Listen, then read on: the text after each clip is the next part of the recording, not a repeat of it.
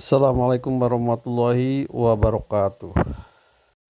Jika kita membaca ilmu sejarah, dikatakan bahwa yang membedakan antara zaman sejarah dengan prasejarah itu dibatasi dengan tulisan.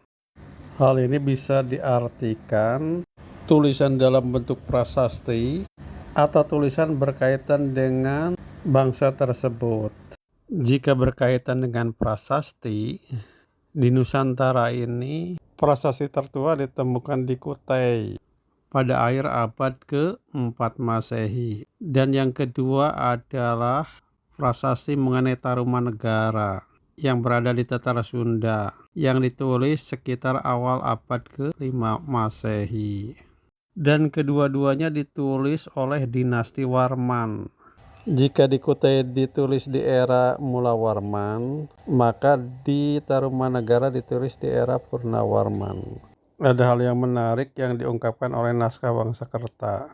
Dalam kitab pustaka Pararaton, I Bumi Jawa Dipa, yang ditulis pada abad ke-17 Masehi.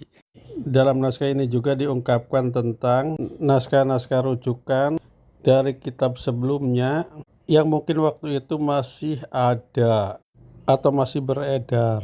Kitab-kitab tersebut yaitu yang pertama adalah kitab Pustaka Nagara Nusantara dan kedua adalah kitab Pararatwan Sunda Wamsatilaka dan yang ketiga adalah kitab Serat Galuh I Bumi Sagandu. Keempat, kitab Taruma Rajya Parwa Warnana dan lainnya, atau setidaknya ada 8 naskah kuno yang dijadikan rujukannya. Dalam naskah tersebut diungkapkan bahwa kerajaan pertama di Jawa atau di Nusantara adalah Kerajaan Salakanagara yang berdiri pada tahun 130 Masehi dan didirikan oleh Prabu Dewawarman I yang berkuasa dari tahun 130 hingga 168 Masehi. Salakanagara sendiri beribu kota di Rajatapura yang letaknya diperkirakan di daerah Pulau Sari atau Teluk Lada, Pandeglang sekarang. Rajatapura sendiri itu berarti kota perak. Hal ini mirip dengan nama Pandeglang sekarang. Pandeglang itu berasal dari kata pande dan gelang. Pande itu adalah orang yang membuat kerajinan dari logam. Dan gelang itu adalah perhiasan yang melingkar di tangan. Jadi seolah ada kemiripan antara masa lalunya dengan masa sekarang, tetapi namanya yang berubah. Dan maknanya tetap sama. Dari Salakanagara ini menurunkan beberapa raja di Nusantara. Pada masa Dewa Warman ke-8 yang berkuasa dari tahun 348 hingga 362 Masehi. Ia mempunyai anak pertama bernama Dewi Minawati yang menikah dengan Raja Diraja Guru Jaya Singawarman atau pendiri dari Kerajaan Tarumanagara. Anak keduanya yang bernama Aswawarman kemudian dijadikan menantu oleh Kudungga dari Kutai atau dari Bakulapura, sehingga kemudian diangkat menjadi raja di Kutai atau Bakulapura dan dianggap menjadi pendiri dari kerajaan Kutai tersebut. Nama kerajaan Kutai sendiri sebenarnya adalah Bakulapura dengan ibu kota di Kutanagara. Jadi kemungkinan nama Kutai itu berasal dari ibu kota Bakulapura yang bernama Kutanagara. Dan orang mungkin lebih senang menyingkatnya menjadi Kutai. Jadi nanti anak Aswawarman yang bernama Mulawarman, kemudian ia membuat suatu prasasti. Sedangkan di era Tarumanegara, prasasti dibuat oleh cucu dari pendiri kerajaan Tarumanegara yang bernama Maharaja Purnawarman. Anak ketiga Dewa Warman 8 adalah Dewi Indari yang menikah dengan Maharesi Sentanu dan mendirikan kerajaan Indraprasta di sekitar Cirebon sekarang. Dan anak Dewa Warman berikutnya menikah dengan anak penghulu dari Swarnadipa atau dari Sumatera. Dan cucunya kemudian ada yang mendirikan suatu kerajaan di Sumatera. Pendiri dari kerajaan Sriwijaya, Srijayanasa, dan raja-raja Bali itu berasal dari kerajaan Tarumanagara. Kerajaan Tarumanagara sendiri berdiri pada tahun 358 Masehi, yang didirikan oleh Raja Diraja Guru Jayasinghawarman dan berakhir di era Maharaja Linggawarman pada tahun 669 Masehi. Raja-raja di Bali menurut naskah Wangsakerta itu berasal dari turunan Maharaja Purnawarman, raja ketiga dan terbesar dari kerajaan Tarumanegara.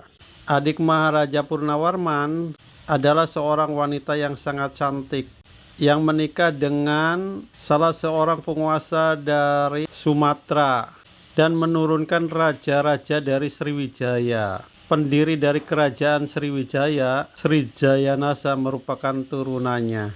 Hal ini berkaitan dengan anak cucu dari Dewa Warman VIII yang berkuasa di Pulau Sumatera sebelumnya. Kerajaan Tarumanegara juga menurunkan raja-raja di Galuh dan juga Sunda.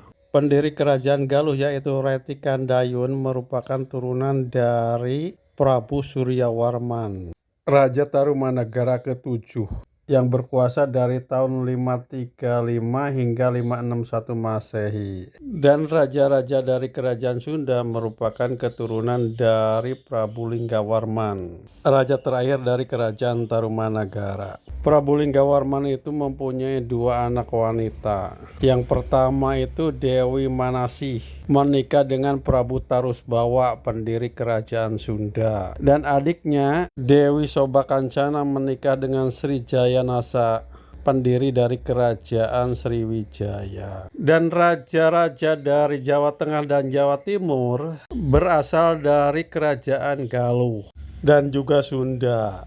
Penguasa Galuh yang pertama berkuasa di Jawa Tengah adalah Prabu Mandiminyak. Ia menikah dengan Dewi Parwati dari Kalingga, putri dari Ratu Sima.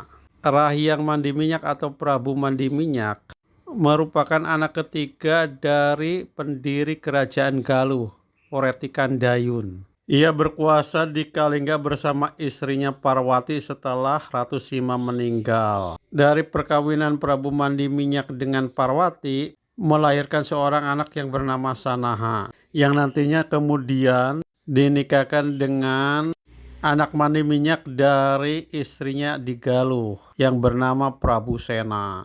Tetapi kemudian Prabu Mandiminyak kembali ke Galuh pada tahun 702 Masehi untuk menggantikan posisi raja karena ayahnya meninggal. Ia berkuasa dari tahun 72 sampai 709 Masehi. Dan penguasa di tanah Jawa yang kedua dari Tatar Sunda atau Galuh adalah Prabu Sena, yang merintis pendirian kerajaan Medang Bumi Mataram.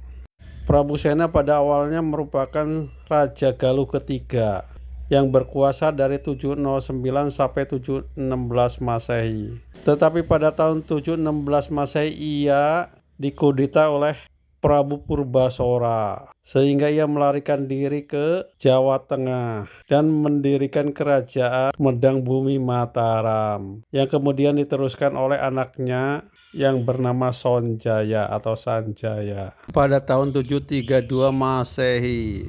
Dan Sanjaya atau Sonjaya ini kemudian dikenal sebagai pendiri dari dinasti Sanjaya di Jawa Tengah dan kemudian berkembang ke Jawa Timur.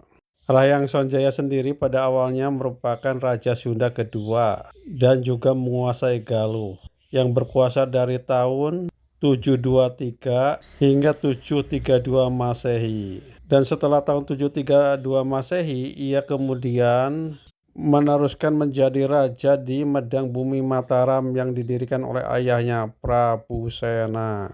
Sedangkan kerajaan terbesar di Jawa yaitu Majapahit, pendirinya Raden Wijaya berasal dari Sunda. Ia merupakan cucu dari Prabu Darmasiksa, Raja Sunda ke-25 yang berkuasa dari tahun 1175 sampai 1297 Masehi. Raden Wijaya sendiri merupakan putra dari Rakaian Jayadharma yang menikah dengan Dyah Singamurti dari Singosari atau Dyah Lembutal, anak dari Mahisa Campaka.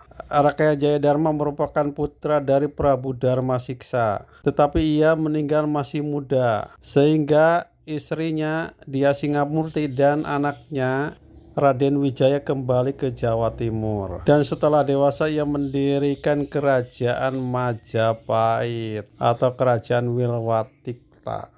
Demikian, assalamualaikum warahmatullahi wabarakatuh.